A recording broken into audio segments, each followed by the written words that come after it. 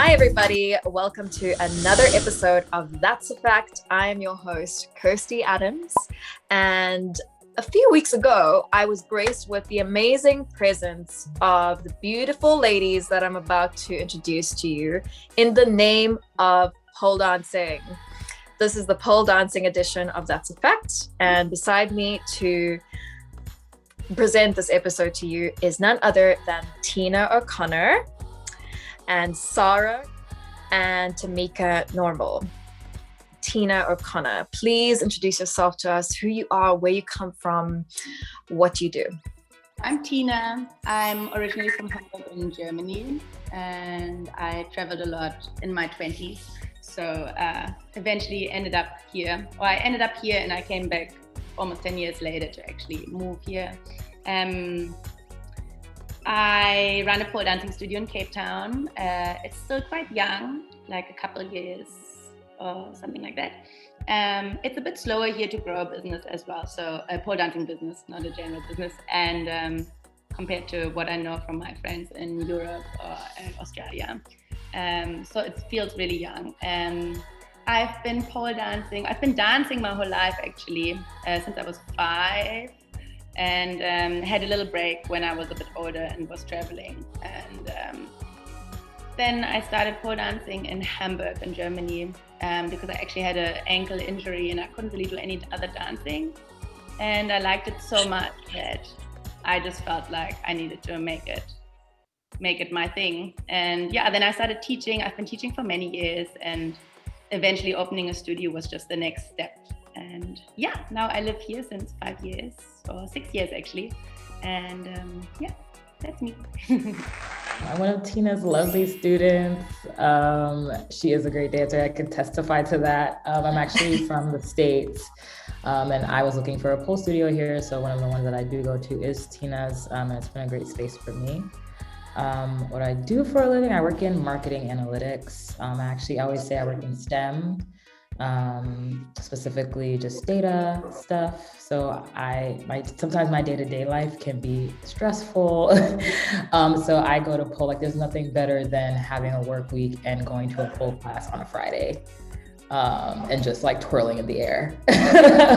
Nothing like that can just make you feel like wash your day away and just make you feel free. So I've been traveling recently this year just due to the pandemic, but it's really been helping me get, like, that's my community. You know, if I don't know anybody in a town, I'm like, I'm gonna go to a pole studio, I'm gonna make friends, and we all love dancing, you know? So it's really been a safe space for me, especially as I travel and just being around like-minded. Men do pole too, but there is a lot of women, so it's always nice to feel comfortable. Been dancing since I was teeny tiny human or alien, I don't know what I am yet. Mainly in contemporary, ballet, hip hop, jazz, musical theater, Latin and ballroom, and a bunch of other random stuff in between. I started pole in 2017, somewhere around there. Basically, I was bored. I was in Switzerland for 2 months and I got bored, so I decided, let me just go do something. I need to dance, I need to do something. The only thing that was available was a pole class. So I was like, what the hell? Let me just go do it. And then I've been poling ever since. And yeah, then I came back, started taking classes regularly, performing, training my ass off, basically. And yeah, so that's my pole dancing life. And for a normal human day-to-day thing, I run a restaurant. I also run my own dance studio, and I teach online to international students as well. So off days, what are those? Wow, you've got some spicy questions coming up, actually. Or maybe I'm a bit of a vanilla person, because sometimes when I think something is spicy, then it's actually not, but whatever, you be the judge. Anyway, why and how did you start pole dancing? I did go into it a little bit, but maybe didn't make so much sense for someone who doesn't know what I'm talking about. So yeah, I've always danced. I've done ballet and contemporary professionally. I also went to a contemporary dance school. But around that time, I mean, I'm not 20, so I'd like to say I'm 20, but I'm not 20. Around that time, pole wasn't really such a thing. And then I injured my foot, so I completely stopped with dancing. I did hospitality and just like did my thing. Since the beginning of the 20s, I was like, okay, well, I literally couldn't dance on my one foot. So I kind of lost that. And I didn't know what to do. I didn't want to take hobby classes either because I felt like as much as they're, first of all, actually not challenging enough for me, but I still wouldn't be able to do the stuff properly because I couldn't do anything on my left side properly. I couldn't jump on my left. I couldn't stand on half point on my left, things that are obviously common in contemporary dance or ballet or whatever it is. But yeah, I think things happen for a reason. That was a good turn. I did a few years of traveling and all that. And then I gave Hamburg, my home city, another chance because I thought I should maybe study something proper. And that didn't really work out the way I thought, but then I found this pole studio, and it was the first pole studio in Hamburg, and I actually think it was even the first one in Germany. I mean, around that time I was like 26 or something, or 26, 27. So yeah, that stuff started late, and I mean, over there it started earlier than here, I think, and I signed up for class and I loved it so much. I always get like that. When I love something, I just go. Everyone in my cafe job where I was waiting tables was laughing because I would always like run from there straight to the pole studios. I take like 5 classes a week, and they also did, it's not just pole tricks, but like a lot of dancing and stuff. So I just did it all and I just tried to power through. And the reason I did that was because I thought on the pole, you're off the ground, so I won't have to do anything on my foot. It's obviously complete bullshit in the beginning, because in the beginning, you just start building strength, learn the basics. You are on the ground, you're doing little pirouettes around the pole. So that actually is gotten easier for me, but it's still harder for me than doing stuff up on the pole sometimes. Yeah, so that was the reason I started though. I loved it, pushed through the floor stuff so I could go up, and got so addicted, there was no looking back. And then I was, a bit shy to ask if I can do the instructor training, because they were also the ones hosting all the really official instructor trainings in Germany. But then eventually when I got to intermediate level, I was like, do you guys think I'm ready? And then, and then it just all took its turn. But yeah. It's changed my life. Like, I'm so glad everything happened exactly the way it did. Yeah. That's me. Comment on that. Something I will say about like with pole dancing or just aerial fitness, you do see a lot of international videos. So I feel like I do see a lot of videos from studios in Germany. I see a lot of, I don't know, so thinking about you mentioning this always brings me back to that. You also see a lot of video, anyways. But I started, I think I just was birthed by a pole studio. I went to, I think I was trying out multiple different classes. And I think pole was like one of the classes in my rotation that I was like, I actually really like doing this, because not only am I getting strong, I'm also kind of doing the dance part of it all. So I think I kept going to classes more religiously. I feel like I would go weekly, at least bi-weekly. But I think one of the hardest parts about it is that I wasn't going as consistently.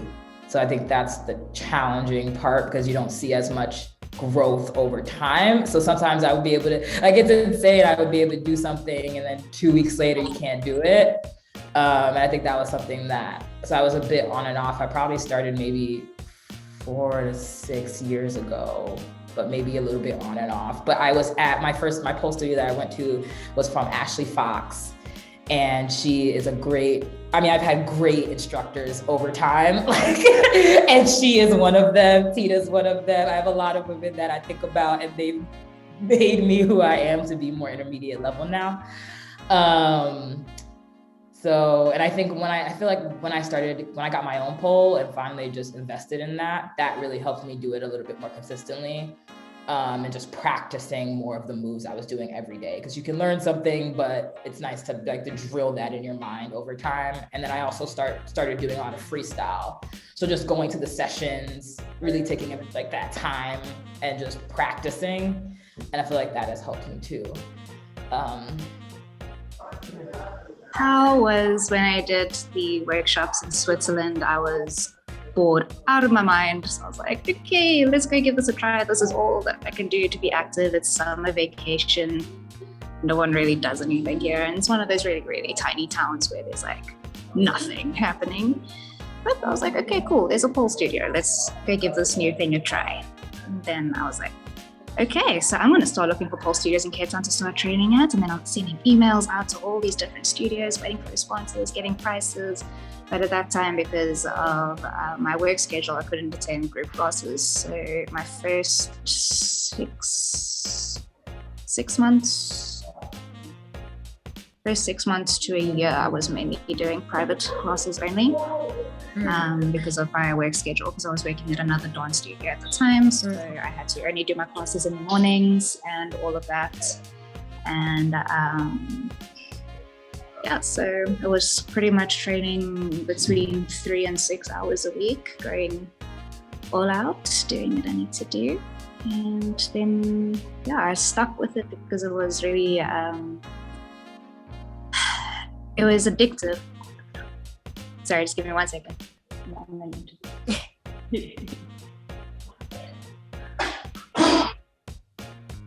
I love that you said that about Tech break, everybody. Tech break. Yeah, I love that she said that about going to somewhere that was random, because just a few moments ago I was in Florida and I literally had nothing to do, but I found a pole studio and I would just go there. Like, that was the best day of my week. That was like nightlife, like going to like going out with your friends, going to pole class and like not having the hangover after. So it reminds me of that. Like, I just needed to get out, get away. Love it. Okay, continue, Sara. As I was saying. So I kind of got really hooked. I was like, everyone's like, oh, what did you do? I was at pole. Where do you need to go? I'm going to pole. Oh, can we meet up?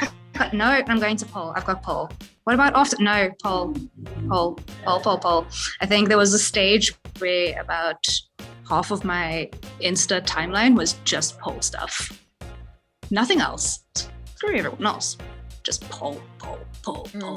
And of course, like, because I would train almost like those amount of hours, I progressed very quickly, which made things a little bit easier for me to catch on to. So I progressed quite quickly, but also thanks to Dawn's background, it also kind of helped to catch things a little bit quicker. But I've loved it ever since. Basically, within my first 2 months, I said to my dad, I'm like, Dad, I need this portable stage pole thingy from X-Pole. I need it like now, and there's only one left in the country, and I need it now. He's like, okay, we'll see if you can make a deal with it. And he's like this old guy that's just like, whatever. And then I literally used to spend every single Saturday having a braai, and I would be practicing pole for like 5 to 6 hours on a Saturday afternoon in the sun. Why do you think pole is really good for a woman's body? And let's start this one with Sara. Okay. Wow, so much pressure going first. I think it's very important, like, no matter what your size, body shape, body type is, you will always have a start somewhere. It doesn't matter if you're like the skinniest bitch or like got the nicest curves. It really doesn't matter. You build up your strength no matter what your body type is, and you also learn how to adapt to your body type.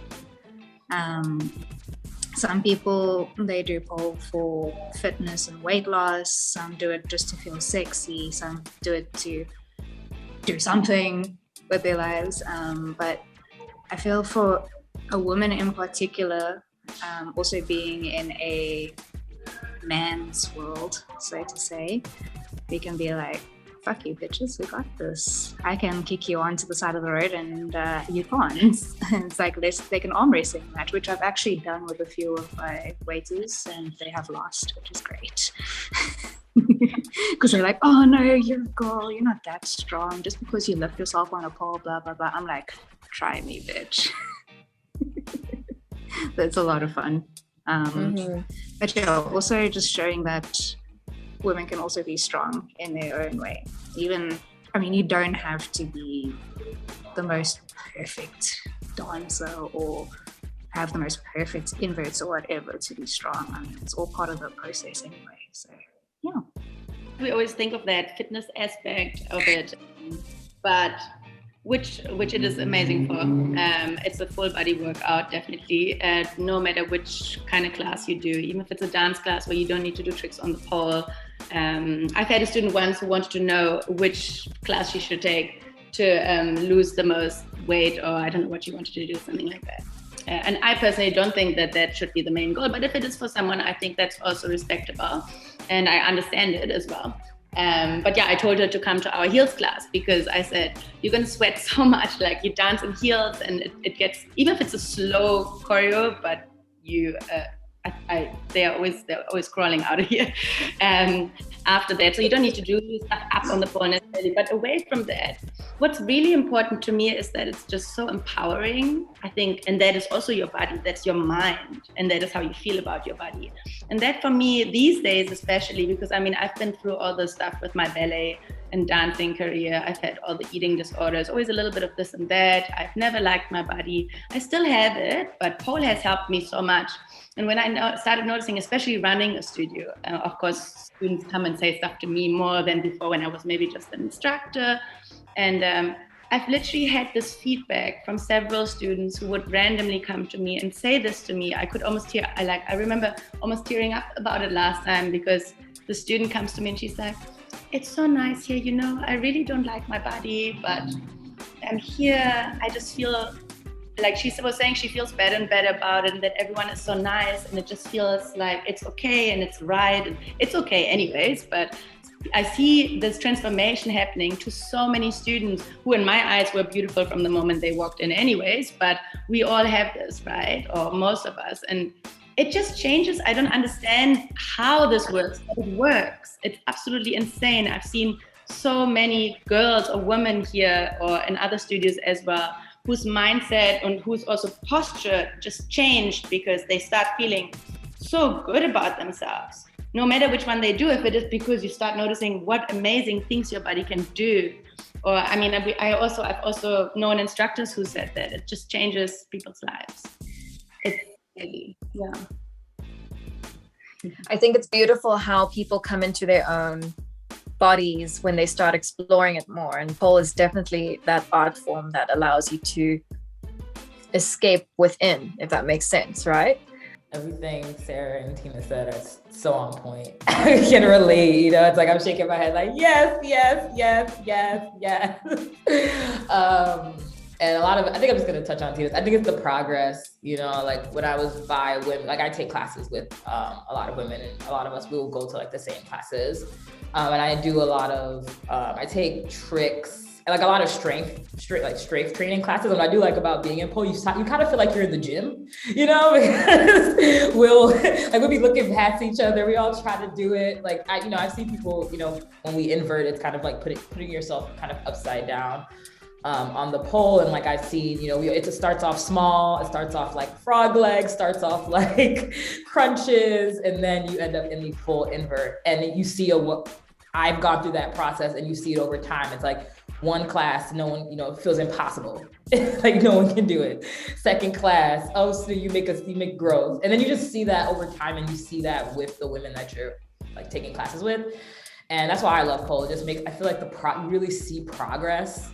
And it makes me feel like I can actually do stuff, like I'm growing, you know. It's like 1 week I couldn't do something, and then 4 weeks later, yeah, I can. And it helps me feel like, you know, I think being able to do it in pole and it being so accessible, that growth and like training your body helps me feel like I can do that in my life, you know. So that's honestly why I do pole. It makes me feel like sane, like there's something like I can have control over, you know, like being able to be a strong woman. I think especially in the man's world, to Sara's point, it's like you feel like you don't have any control over anything sometimes, and being able to pick yourself up and being strong and seeing progress in your strength, whether it's just twirling yourself around a pole or going climbing or inverting, it helps you feel just internally better. What are the myths about pole dancing? And I'm going to ask each and every one to just name one and to bust it. I'm not good at talking and getting to the points. I need to choose one. 5. It's a challenge. This is a challenge. Challenge for me. Sara knows. I always talk her head off. I start talking about one thing, and then it's like 30 minutes. Oh, we haven't started. Not the strength, but that's okay. I'm not gonna make only friends with this because I know there are people who disagree with that. But there is no disagreement. These are facts. It's a fact. That strippers have nothing to do with pole dancing, or that pole dancing doesn't come from stripping.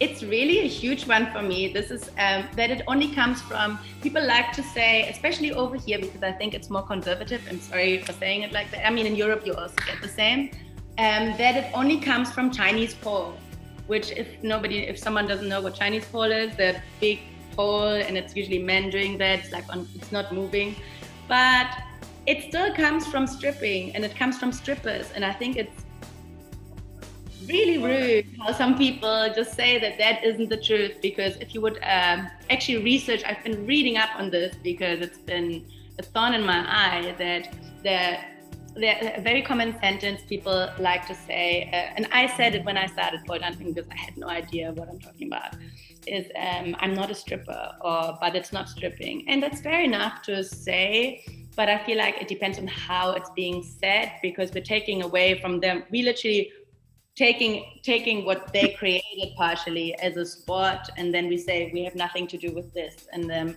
the way that's been handled in a huge part of the pole community, and a huge part of the pole community gives them I don't know how to say in English.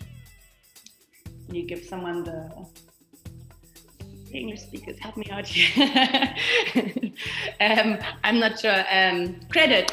They're not getting any credit. Then they get demolished pretty much by people saying strippers. And I'm not really happy about that. I think it's wrong and it's not the truth. It's fine to not be a stripper, to not be stripping. I would be way too shy to be stripping. I would not do that.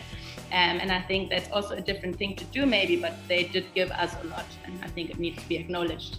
Yeah, that's also quite close to my heart, because it's I work with kids a lot and they love watching what I do, but then you get very conservative people that obviously associated with what Tiina made. So it puts us in a really shitty position, because I've got students that are so talented that would be amazing at pole, but then you get the parents that are like, it's just for strippers, and I'm like, you try and lift yourself, you try and get your ass up. And I'm like, okay. But the biggest, my myth is kids can do pole, and no matter what age, whether they're 6 years old or 17 years old, it doesn't matter. They got to start somewhere. Not all of it has to be provocative and sexy and whichever. I mean, as we'll probably speak about later, is that there's so many different styles of pole and so many different things that you can do with it. It's not just, if pole, kind of, because it's also being classified under the aerial category of life, why is, if someone's wearing a similar costume on a hoop or on silks or on trapeze, they're not going to say anything, or even something as weird as gymnastics or whatever. But if it's on pole, the minute there's a pole involved, then they start making their own assumptions about it without even giving it a chance, which is really, really sucky. And I've got, luckily, the parents that I do work with at the moment, they're very, very open-minded. They're like, you go, ooh, that looks so cool. When are you going to teach me? Oh, we're going to have a Brian. Maybe you can teach us or whatever. I'm like, okay, you guys are weird, but it's chilled. And then they're like, so at my dance studio, I've got a pole that's up, and I've got this little monkey, tiny little bendy monkey. Like she makes me look stiff. Okay. She is like, she chills with her legs behind her head. If I can't find her, she's chilling on the pole, just playing. And I'm like, okay, cool. Guess I'm teaching you pole at some point. And she's just like, I want to go pull. And she's like 8 or 9 years old or something. And it's so cute. Wow. It just shows you how remarkable kids' bodies are, and how they can benefit so profoundly from a physical point of view from from pole, and I 100% agree with you, Sara. So Tamika, let's have your answer on this topic of what's one myth about pole dancing that really sticks you in the body, and how would you bust it? Yeah, I was thinking about what to say, but I think I'm just gonna go towards that. Just because I do pole dance does not mean that I'm dancing, that I want to dance for you. There's a lot of times where people are always like, and I think this speaks to like, even when I tell people that I dance, I do sometimes will say I'm into aerial fitness. And it's not necessarily because I feel like there's any stigma about what I do. It's just like, depending on the audience, you know, because people will assume that just because I'm dancing, I'm trying to dance for you. Like, no. I mean, you obviously tell, you have to, yeah, it's just, I've had to tell multiple people, I don't want to call it any genders, but mostly men, that you shouldn't make those assumptions. If a woman tells you that she's pole dancing, don't make that assumption. Do not even bring that up. That's her art. It has nothing, it's an art. That's all it is, it's an art form. So yeah, I think maybe the myth is, people dance, like, dancing for money is totally fine, but it's like, it's just an art form, and that's okay. It's okay, like, accept that. Yeah, I thought I'd just, dabble into a more general conversation about pole dancing at this point, and just ask you about, since we're talking about different types of pole, I'd love for you, Tiina, to explain a little bit more about Chinese pole, because I see Sara's eyes are going big. We definitely have roots in Chinese pole, surely. It's a very, it's an ancient art form or sport, pretty much. It's usually performed by men. I think that static pole, especially flips and hops and jumps and stuff like that, definitely comes from that direction. So it has its, pole dancing definitely has its roots there, just not only, and that is where I really struggle with it. It's usually people who try to insist on no heels and it's all pole fitness. That's my personal opinion. That's why I don't mean to get into anyone's space there, but it's not just that. That's the only issue. It's a thicker pole. I think it's wooden pole usually. I mean, ouch, it looks painful to me. They're often climbing all the way up to the pole, and then they pop and jump and flip, and it looks really hard. And it's a very traditional old sport. Yeah. I don't know more than that about it, but that'll be giving you the picture. If you check out YouTube or something, you'll find something. It looks cool. It's amazing. Okay, Sara. Wow, did I just pronounce your name wrong? Sara. I know you said specifically Sara at the first pole lesson, and I was like, in my mind. So I'm just like, I don't know what my name is anymore. Just to touch on. So if people are wondering, like in circuses and stuff, the poles where you got the dudes just like boom and boom and boom. That's like a little visual to have there. Mm-hmm. Thanks for the visual. I have a question about this. So we can wait. Yeah, is the pole less grippy though? It's more grippy. It's more grippy. They can actually wear long pants and jeans and all that other shit on it. So. Right. Yeah. Oh, it's very important that you mentioned grip, because I don't think I didn't know this at first when I came to pole. So first of all, I had no idea that the pole actually spun. I thought all of that was done with the body itself. And then I saw at the top, oh shit, my pole's the only one that's not unclasped. And then secondly, in terms of grip, it's almost like how ballet dancers or ballerinas put their shoes into resin. The same with your hands. You've got a certain type of I don't know what the substance is called, but that allows you to grip a bit more firmly onto the pole. Can one of you tell us what that is called exactly? Grip. Is it just called grip? There's different types, so it depends Right. which type. So it's Okay. grip. There's All all right. kinds of different ones. You have you get a really sticky one. It's called iTech that has beeswax in it. It's super sticky, but then when it gets warm, it gets really glittery. I have not every single, but I have several different grips, and then I kind of mix them or use them wherever I need.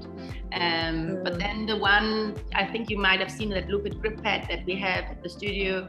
That I think what comes out is a little bit similar to what you know as resin. And then people also use what you get at the climbing shop, that white stuff, you know, Yeah.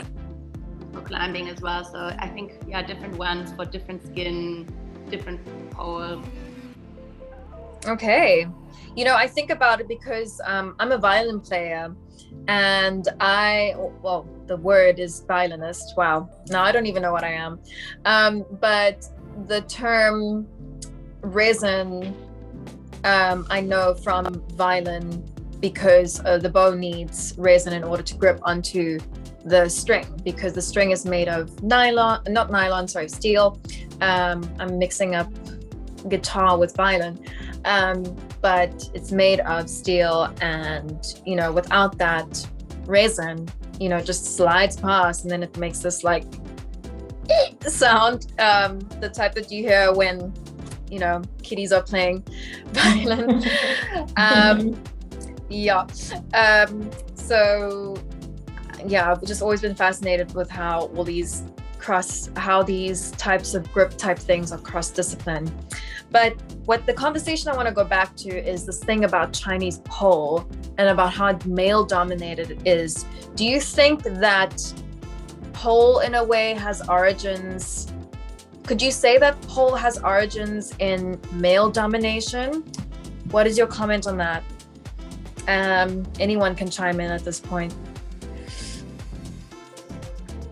So I was just talking already. I'm going to try to keep it short so the others can say something. But Come on.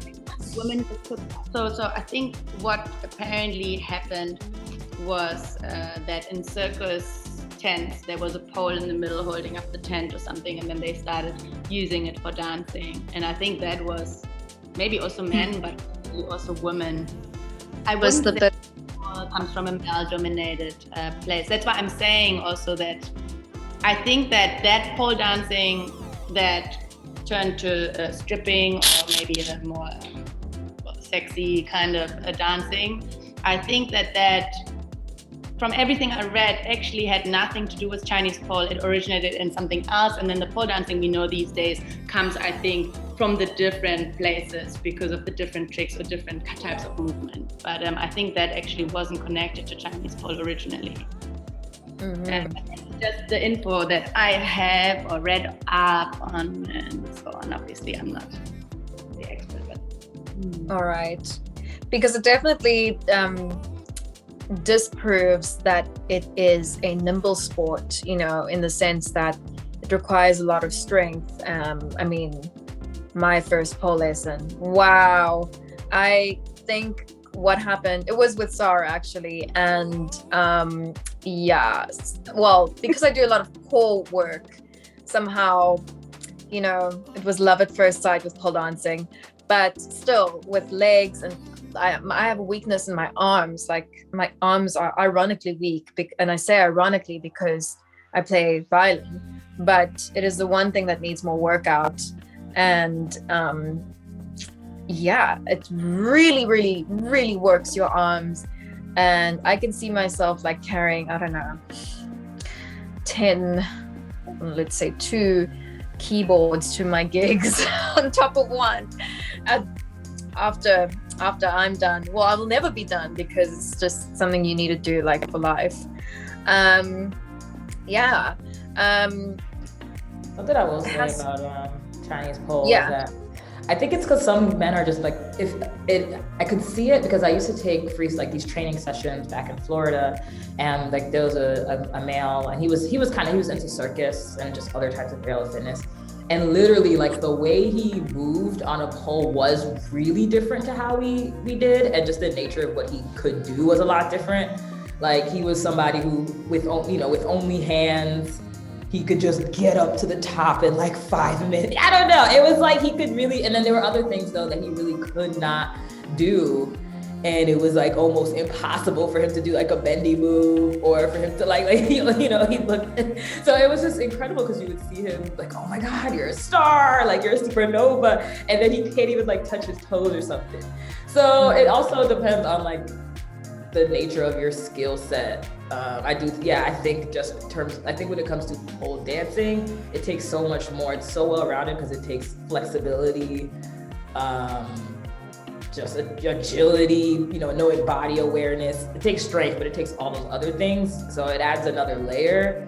I'm sure Chinese pole incorporates that stuff too, but it may have less flexibility, stretching, strength, like the yoga-ness of it. It may be less there with that art. Touching on, the strength part and the male domination, I also wanted to know about, and I think a lot of people want to know, for those that are male and do pole, how do you experience, and maybe the instructors can comment a little bit better on this, but how do you experience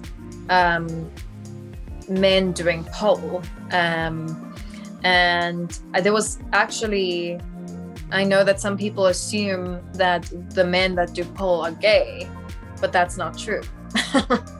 That's not true.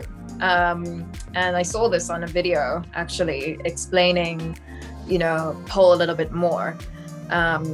And yeah, what is your experience in terms of these, let's call them stigmas or whatever, with male pole dancers? And maybe Sara, you'd like to explain a little? I don't see anything different. I mean, human body do stuff. Like, obviously it is different to try and teach, like, and Tiina can attest to this as well, if you're trying to teach a pole sit to a guy, it's a little different.